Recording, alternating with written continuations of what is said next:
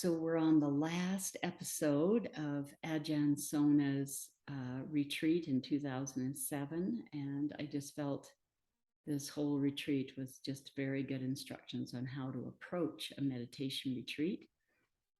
And I'm sure we can extrapolate from this to our own practice.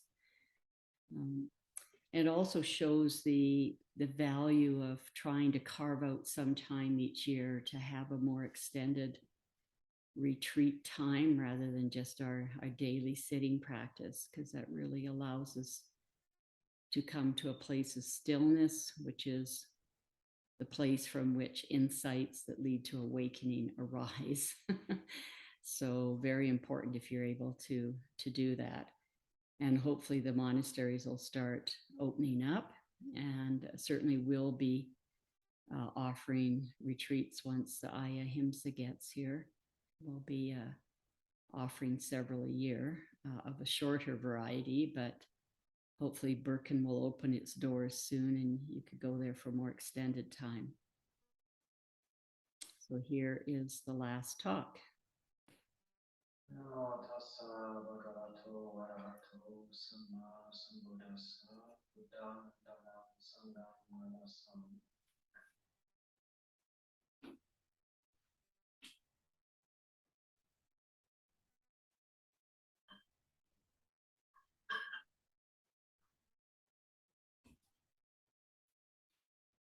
And towards the end of the retreat, so most of you probably have touched a little bit on tranquility. Tranquility, passaddhi, is the fifth enlightenment factor. You may have noticed we talked about shaping the retreat a little bit in the early stages of retreat. There are, of course, just arriving, and then there's dealing with the raw energies and leftovers of the world, and then settling in.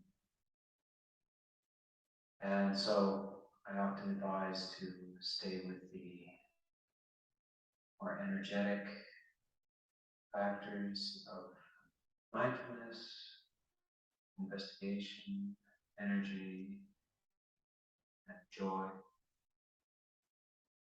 at the beginning of the retreat. And if we stay on that, if we're inquiring, investigating, listening to the Dhamma talks, watching ourselves, of course, going through ups and downs as well, it's likely that, not inevitable, but likely that towards the end of the retreat, a lot of the coarser energies died down a little bit, and so we come to the more stiller and more focused elements, which are passaddhi, which is usually translated as tranquility, samadhi, so, some degree of concentration, all the way perhaps from upachara samadhi, the neighborhood of concentration, or the mild, basically it's mild jhana, to deeper jhana. And the last is equanimity, balance. It is also, of course, you can see a little structure in there. Piti, which is the fourth factor, joy, is a factor in early stages of jhana. The first jhanas of piti, this quality of joy, and the last, the fourth, is primarily mindfulness, equanimity. And so you can see that the last four factors are kind of just another way of talking about moving into profound stillness and in purified awareness, purified mindfulness. By the way, mindfulness is present in in the eighth factor. So it's the seventh factor of the Eightfold Path, mindfulness, and it is present in its most luminous and polished form in the next factor, the right Samasamadhi, jhanas, and is dominant in the fourth jhana. So mindfulness does not is not in any conflict with concentration. It is a absolute necessary component of deeper concentration. And and what is that mindfulness? So that is this clarity, awareness, sentry-like awareness, and this memory of not to wander, not to get lost, to remember what you're doing.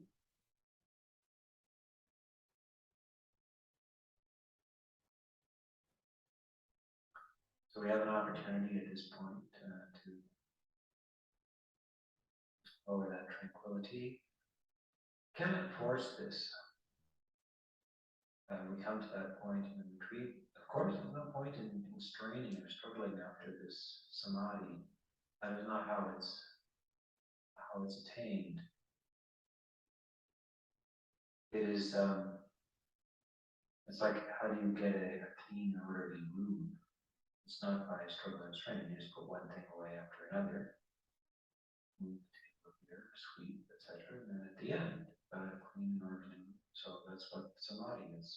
Clean and orderly. Balanced.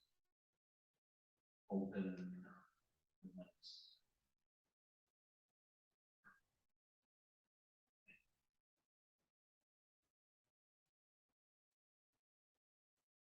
So all you can do is invite it, and if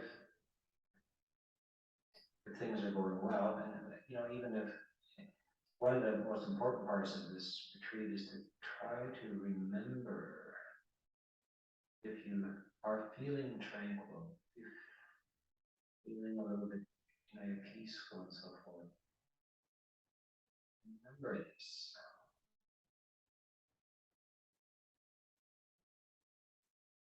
Because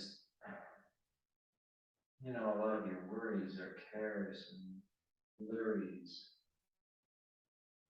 they're very convincing while they're happening, but they're utterly just byproducts of raw energies. They're not real. They're not profitable, not to be paid attention to. They seem very real. The only way we ever get a sense of their unreality is by finding tranquility. In that tranquility, you realize, what am I worrying about? What's the problem? It's fairly simple. The life is fairly simple.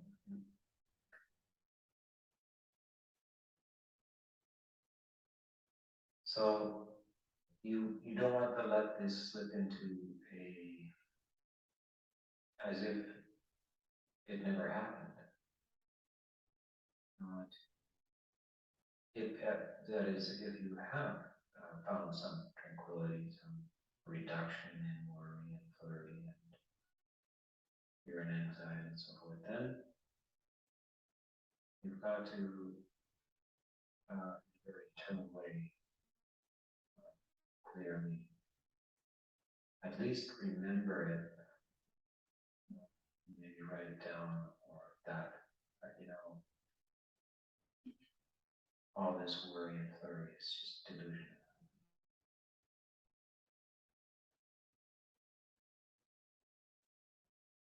Every time, you're under, and how did I get there? Perhaps a lot of resistance at first.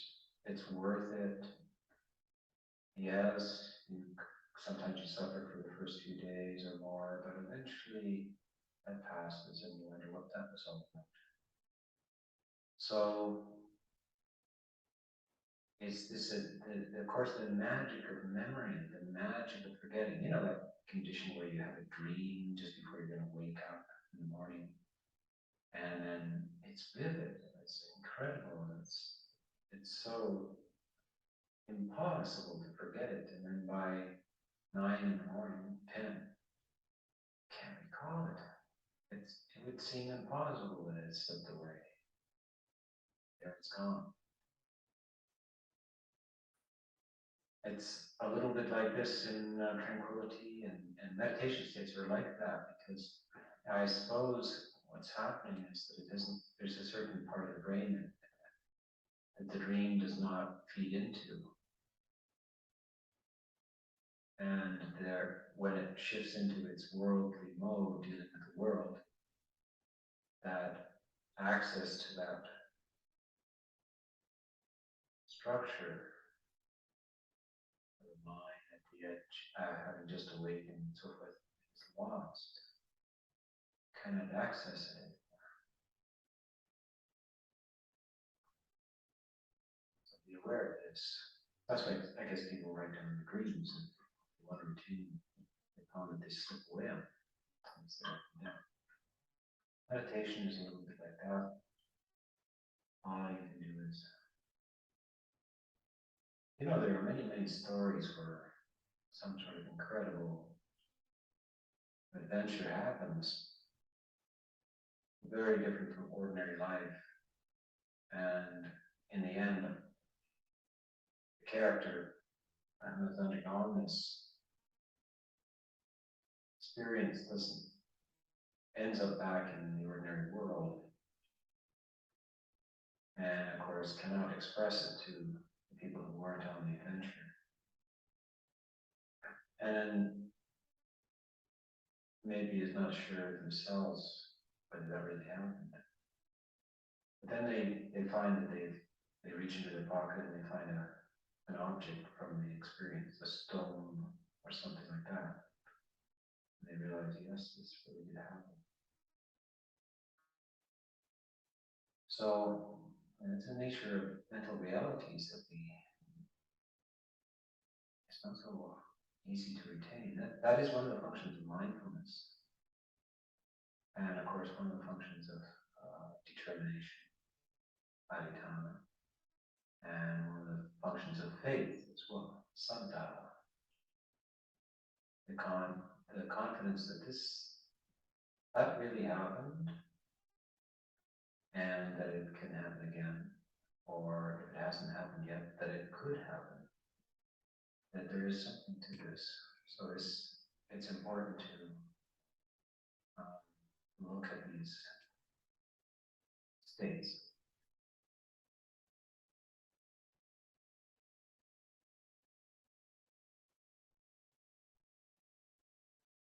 The other day I was talking about the gradualness of how we lose it. We lose it drop by drop. It's just so subtle. It's like the fading of the afternoon into night. It's not a sudden thing, is it? It's this 1,000 shades of growing gray. The same way dawn coming, 1,000 shades from black to kind of reddish quality, and on till blue sky appears. Very subtle. This is the spectrum of moving from one type of mental state to another, one type of consciousness. Because these structures of consciousness are well recorded in something called the Abhidhamma, that all very precisely documented, like the blueprints to your consciousness are all nicely sketched out. Currently there's 121 possibilities. And so they have a subtle gradation. There's a house in Japan designed by an artist. You can go and you can rent this house for overnight. Beautiful place in the hills, away from the cities. Very, very still, very beautiful, sort of traditional Japanese style. It's a few interesting things. One is that is called the lighthouse. And it's just these panels of clear windows in the ceiling, in the roof. And what you do is you just lie there under this panel and you watch dawn appear. And it's so subtle. At first, you see no difference. It's jet black. And you keep staring, and you're not sure whether you're imagining it or not. And there's this slight increase of the outline of the window, the square, and then slowly, over a period of half an hour, the square just increases in illumination. The gradations are so subtle. We don't pay attention to this. How often do we watch this? But this is the whole purpose of the house, is to just lie there and watch the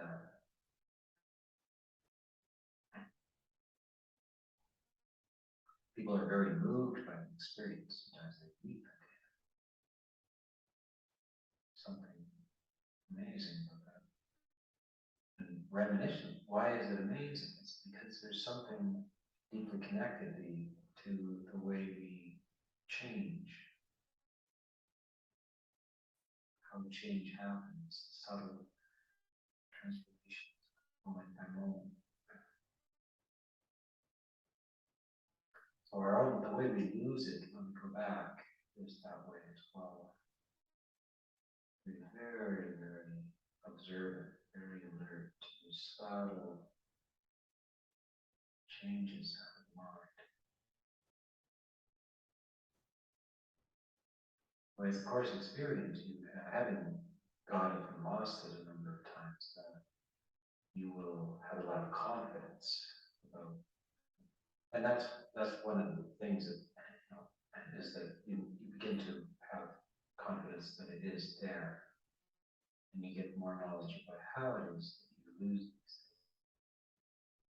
And I think that when you get that, you will be very clear and impressed by the Buddha's observations of how you lose it in terms of the entanglement of this, the outer sensory world, getting entangled in sights, sounds, smells, tastes. Not just sights and sounds and smells and tastes and touches and ideas. It is what we call giving heed to the sign in the sight, in the sound, in the smell. What is the sight? What is the sign in the sight? Sign of the beautiful or the sign of the fault is we begin to pay attention to that beautiful quality in that sight. We get swept away in that. Begin to pay attention. Problematic, defective nature of that sight. And our mind latches onto that. Every time we do that, every time we tie ourselves, bind ourselves to this transient world in a very dualistic way, swinging back and forth between like and dislike, between covetousness and grief, as they say in the core foundation of mindfulness. What is mindfulness? What is the practice of mindfulness for? Just for the sake of overcoming covetousness and grief for the world. That's what they mean, is that we get obsessed, we get drawn into it, into the problem, or into the enjoyment of these things, and then of course they change on us. But that each of those things, the problem making, desire creating, leaves the mind less sensitive, less refined. And so we gradually lose our samadhi, our refinement. Samadhi, another way of saying samadhi is we talk about a balance, but also refinement. Is the finer, higher possibilities of consciousness, the more refined configurations of consciousness.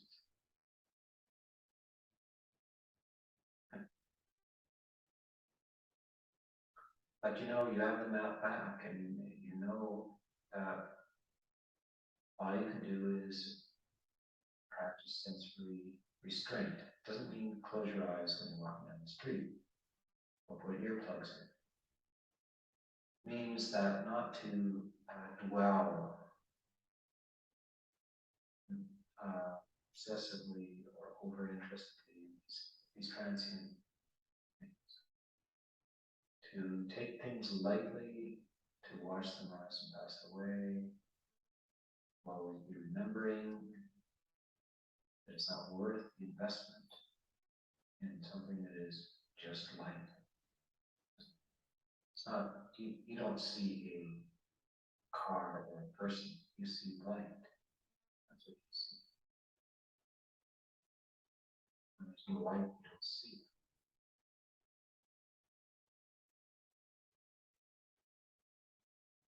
Not to get lost in light, not to get lost in sound waves, smells, tastes, touches, and thoughts. That is the world.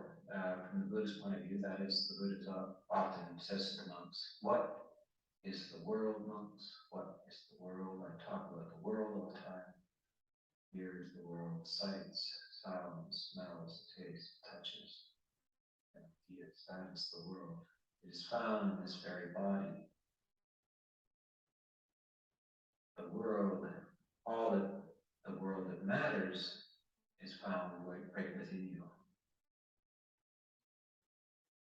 And how is that? Is that fancy philosophical stuff, or no? It's just, of course, where does this sight arise? Does it arise out of the world? No, it arises within you.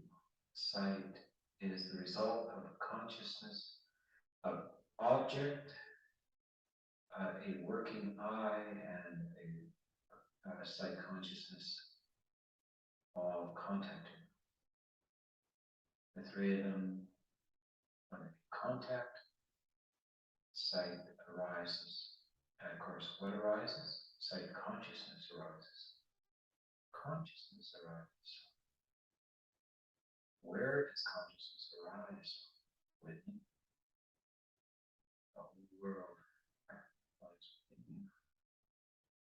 And within you, you are creating suffering or tension, worsening the mind by giving heed to the fault of this sight consciousness, heed to the desirability of this sight consciousness.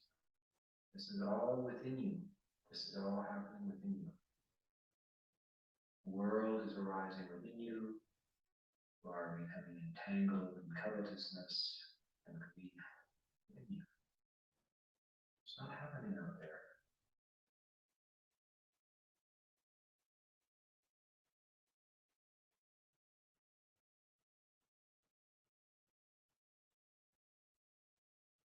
So this is the goal of awakening, is to awaken to this dreamy process, this ongoing habitual process, which we don't. Usually people don't stand outside of, they don't come out for a breath of air, deeply entangled in this. So that is the withdrawing from that low sensory environment. Nature is fairly good, the forest is fairly good, trees are fairly low, they don't have a lot of charge to them. the sight consciousness of a tree has not usually doesn't have much charge to it. There's not a big problem around that pine tree, either falling in love with it or detesting it. Or you go out there and you see it. Sometimes they're twisted or bent, and you're just interested. Oh, look at the pitch coming out of that tree. Isn't it interesting? Look at the, the branches are missing from that one. That one's dead. Oh, that one's lustrously green. Kind of just casually, lightly aware and interested, but not deeply entangled. So it allows nature as an environment. You can still have contact through the sights, sounds, smells, taste, touch. It's a fairly low stimulus. That's why the Buddha recommend going to the forest, practicing the forest.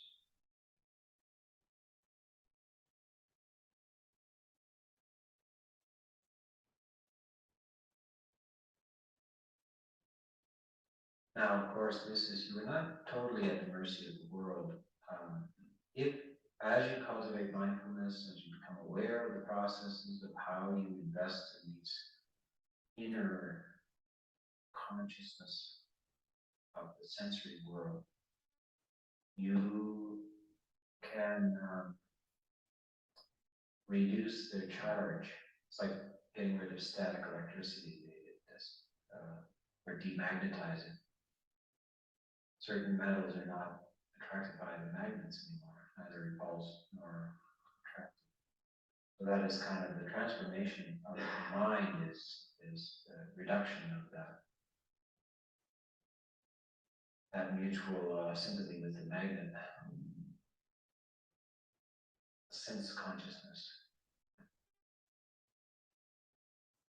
You just roll down between the magnets and are unaffected by it, not pulled and stuck to it.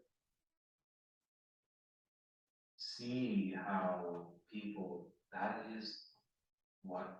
that's the problem, that's it, is this magnetization, what we call clinging, upadana, strong clinging attachment, velcro.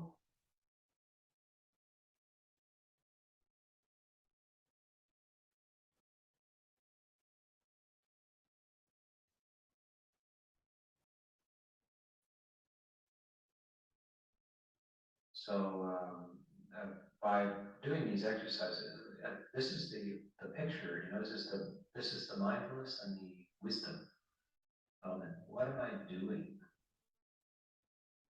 What's the big picture here that I'm fitting mindfulness or samadhi or effort or right speech or action?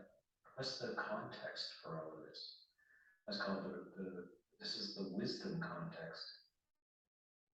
What I'm trying to do is decondition myself from this bondage, this friction with sensory consciousness. And I do it by hearing the words, getting the idea, pondering the idea, clearly understanding the idea, at least in the thought level, then experimenting with the idea and seeing you soon become aware of how powerful these habit patterns are and how the stickiness of it all. And then you keep working at it. Usually in the early stages, you're somewhat unrealistic about the whole practice. You may think you're farther advanced than you are, or you may think you're less advanced than you are. You may give too much weight to something and too little to another. Well, how you deal with this is by experience. You just keep going, you keep practicing. Eventually, a sense of reality of where you are and how your practice is going, and it falls into place given enough time and reflection. With the caveat that you have to be a little wise. are people who seem to have quite a bit of focus but not much wisdom. So they're not too well able to assess themselves, to see and to remember what it is the whole game is about. Other people have a fairly strong wisdom faculty, but they have their hindrances as well. So by that, the wisdom purely, just the wisdom is the superior faculty, but there's a lot to be said for concentration, which is a faculty as well. One of the five faculties, remember the five faculties that the Buddha talks about cultivating. You must cultivate a sense of confidence, there's faith in the teachings, in that something is to be done and you can do it. Energy, you must have the sort of basic battery charge. Mindfulness, the attention has to be there. If we can't remember to pay attention, then it's very difficult.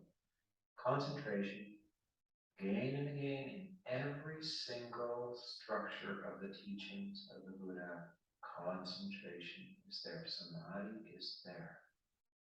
It's the central core. You have to be able to concentrate. And then wisdom.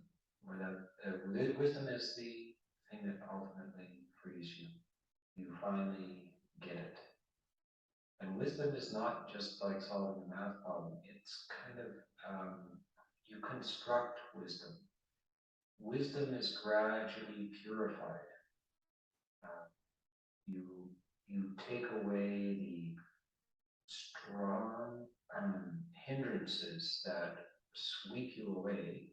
You reduce their power by working and practicing with them, and then your basic wisdom can eventually gets enough power to totally dominate the hindrances, and eventually they evaporate. So this is the struggle back and forth at some point where the hindrances are strong and it overwhelms your wisdom.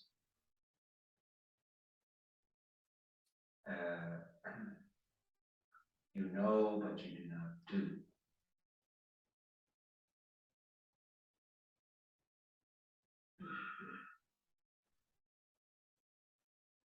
So this is the process.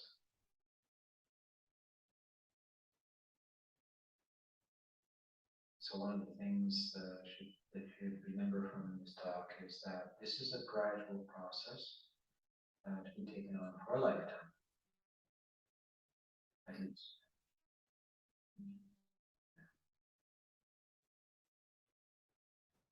We don't ask about how long. We're just interested in how.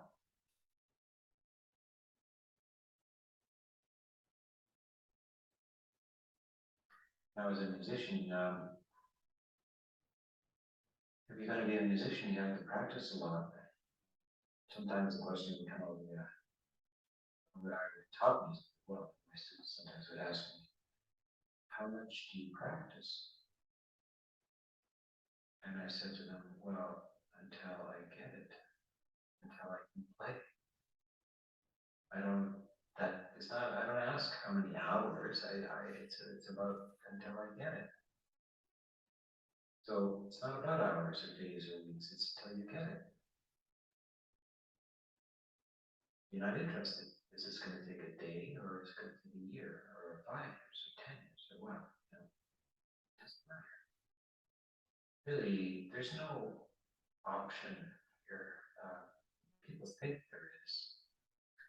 Well, there is. There is an option.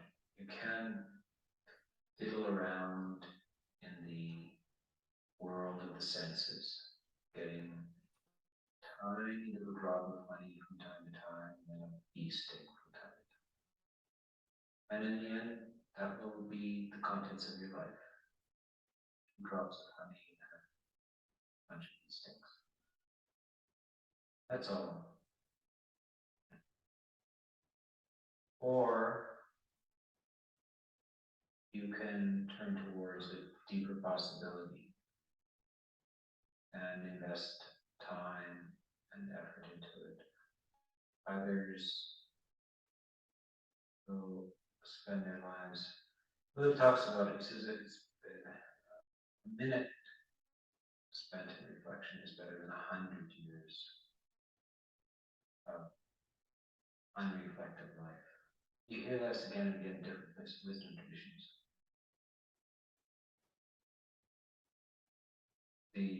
What is it, the title is it says, the unexamined life is not worth living.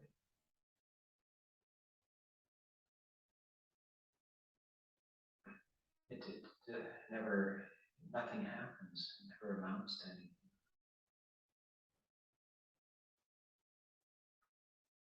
So it's this spiritual game is the only game in town, really. Sooner you get on with it, the better.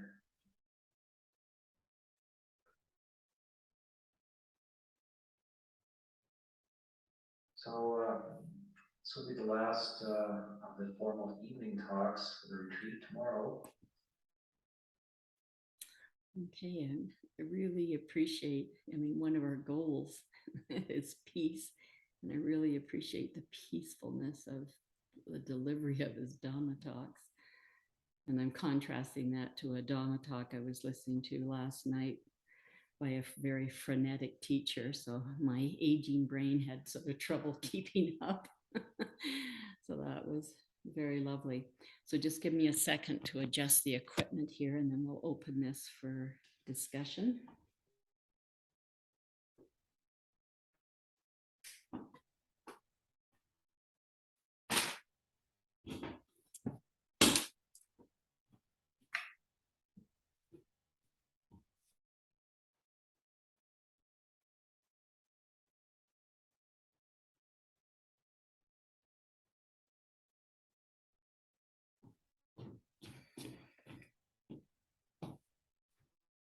Okay.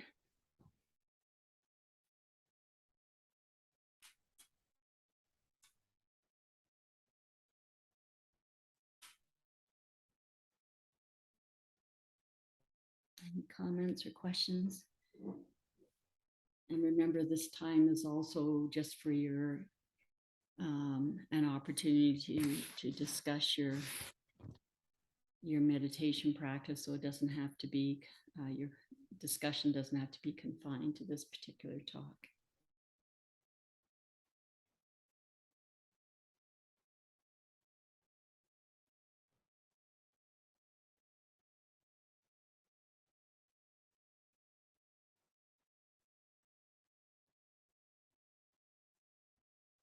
A nice point about this particular talk was that he explained sense restraint, because that's an important aspect of our practice. So that was good that he clarified how to go about that.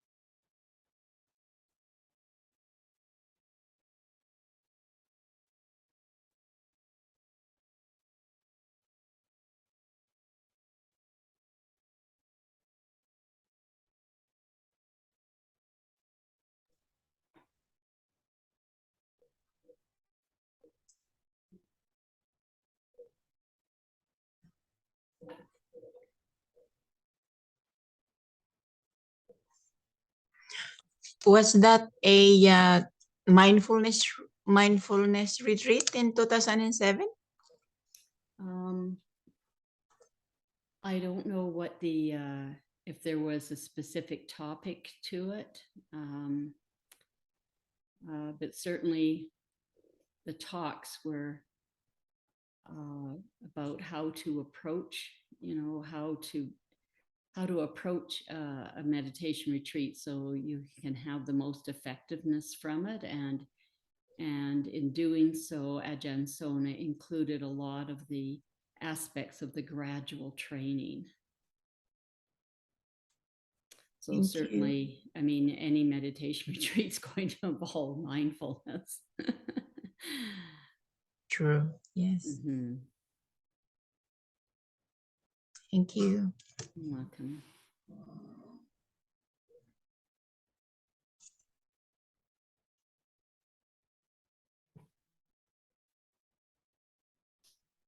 Okay, if there's nothing more, we can go on with our closing, and we can finish a few minutes early today so that I can finish training up Leslie to take over when I leave mid-October.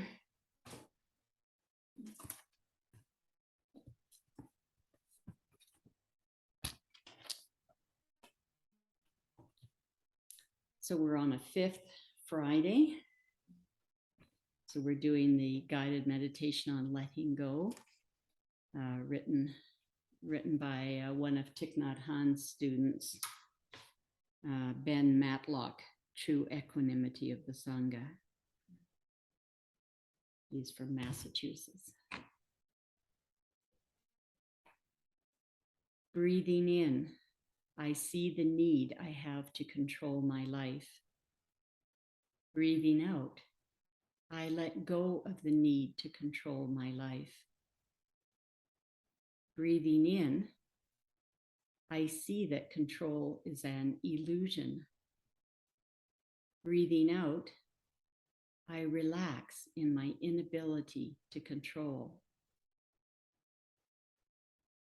Breathing in, I see how critical I am of myself. Breathing out, I let go of the need to be critical. Breathing in, I see all the goodness in me. Breathing out, I relax in the knowledge of the goodness in me. Breathing in, I see the many ambitions I have for myself. Breathing out, I let go of the many ambitions I have for myself. Breathing in, I see that I am sufficient in all ways. Breathing out, I relax in knowing that I am sufficient in all ways. Breathing in, I see that I crave many things. Breathing out, I let go of the need to crave many things.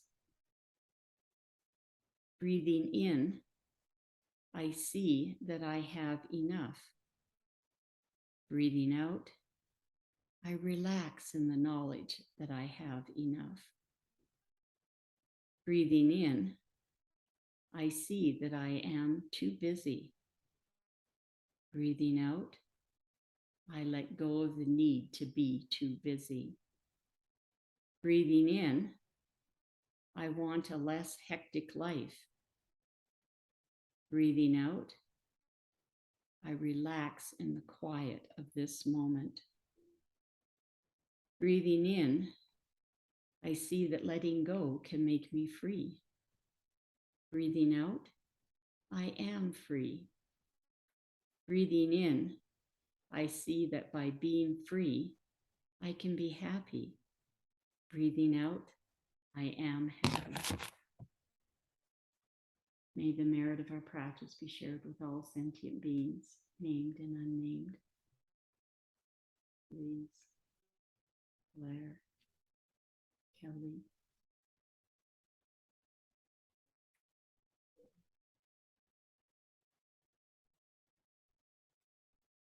today is the International Day of Truth and Reconciliation.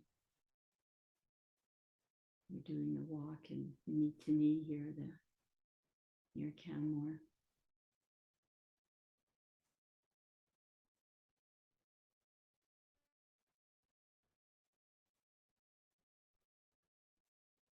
May all beings be well and happy. Thank you, everyone. Sadhu, sadhu, sadhu. Anumodana. Have a good day. Thank you.